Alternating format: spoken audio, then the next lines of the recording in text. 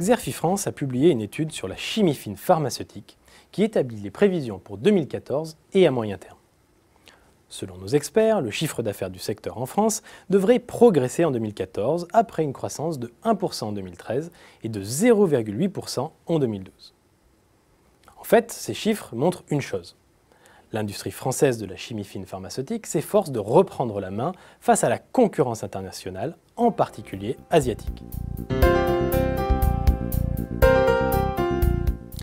Il y a 30 ans, environ 20% des principes actifs des médicaments commercialisés en France étaient importés.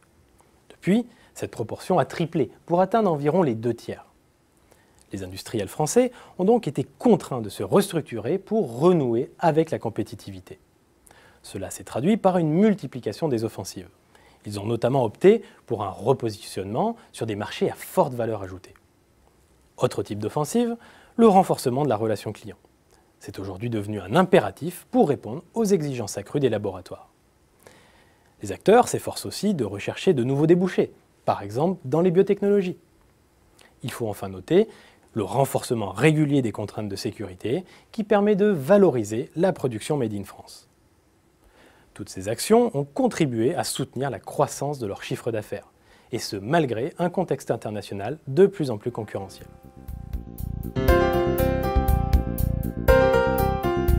L'étude de Xerfi France a identifié les grands axes de développement des opérateurs de la chimie fine. J'en aborderai ici 3. D'abord, l'internationalisation. Les acteurs se détournent d'un marché français atone et mettent le cap sur l'étranger et notamment l'Asie. Par exemple, Novacep s'est récemment implanté en Chine et en Inde.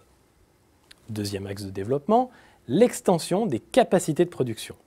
C'est dans ce sens que Pierre Fabre a annoncé des investissements sur le site d'Auril Industries avec l'objectif de réaliser des gains de productivité.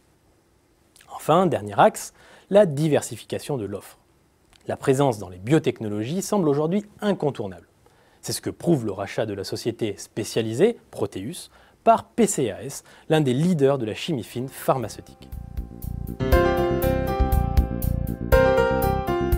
Autre point saillant qui ressort de l'étude Xerfi France, les opportunités offertes par le contexte réglementaire. En fait, le contexte réglementaire pourrait à moyen terme jouer en faveur d'une relocalisation de l'activité en Europe et en France. Principalement en raison de la directive européenne sur les médicaments falsifiés, qui renforce nettement les procédures et les contrôles nécessaires à l'importation des matières premières fabriquées hors d'Europe. En conséquence, la longueur des délais pour changer de fournisseur dans le secteur pourrait inciter les laboratoires à privilégier les fournisseurs européens.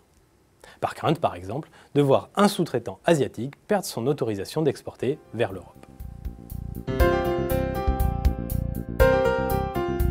Cette nouvelle étude de référence a mobilisé toutes les compétences et l'expertise des analystes de Xerfi Études. Comme tous les titres de cette collection, elle poursuit un double objectif: dresser un panorama complet du paysage concurrentiel et analyser la dynamique du marché et de l'activité des entreprises. Pour vous éclairer sur les tendances récentes et à venir du marché, nous mettons à votre disposition un rapport complet, synthétique et opérationnel. L'étude vous propose notamment une analyse pertinente des déterminants du marché, les prévisions du secteur à court terme et les perspectives à plus long terme, une cartographie détaillée des acteurs du marché au travers de classements, de tableaux de positionnement et de fiches d'identité, et une sélection rigoureuse des faits marquants et des principaux axes de développement de ces mêmes acteurs.